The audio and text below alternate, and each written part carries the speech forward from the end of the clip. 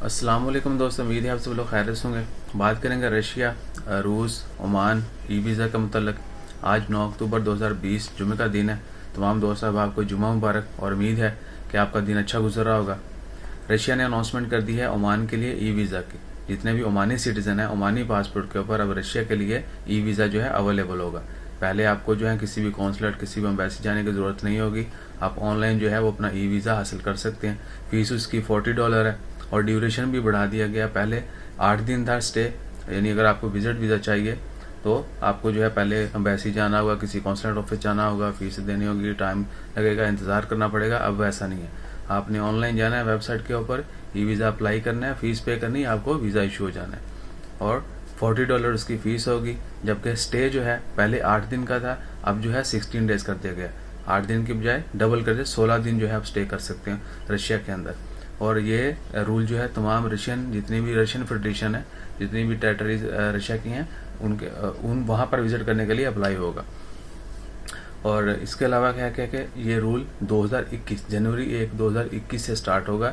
अभी अक्टूबर चल रहा है, अक्टूबर, नवंबर, दिसंबर, almost more than you can say 100 days बाकी हैं अभी। तो जैसे ही यकम 2021 स्टार्ट होगा, ओमानी सिटीज़न जो है उनको रशिया का जो है ई वीज़ा मिलना शुरू हो जाएगा। इससे पहले यूक्रेन ने भी किया था, I want to go Ukraine Ukraine किया था। जिनको यूक्रेन का नहीं पता वो ज़रूर विज़िट करें और कीव शहर के बारे में, जो है उनका कैपिटल है, उसके बारे में ज़रूर सर्च करें।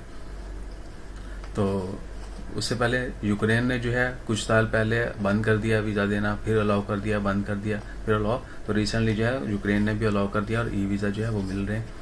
इसके अलावा आप सब दोस्त साहब, आपसे गुजारिश है कि अपना ख्याल रखें, दुआ में ज़्यादा से ज़्यादा याद रखें, हमेशा एक दूसरे की खैर मांगते रहें। और जो लोग बुरे बुरे कमेंट करते हैं मेरे चेहरे के मतलब, तो दाग जो है अभी ख़त्म हो गए। ये भाई ने 3 मौके वगैरह ख़त्म करने वास्ते लेज़र ट्रीटमेंट करवाया था, उसके जो है निशान आते हैं लेज़र के। वो ब्लड, जब लेज़र लाइट लगती है तो ब्लड जो है वो जम जाता है, तो उसको खुद रिमूव करेंगे तो ज़ख़म बन जाएगा, इसलिए खुद रिमूव नहीं किया जाता, ऑटोमेटिकली ये उतरते रहते हैं। सो अपना ख्याल रखें, दुआ में याद रखें। जज़ाकल्लाह, अल्लाह हाफ़िज़।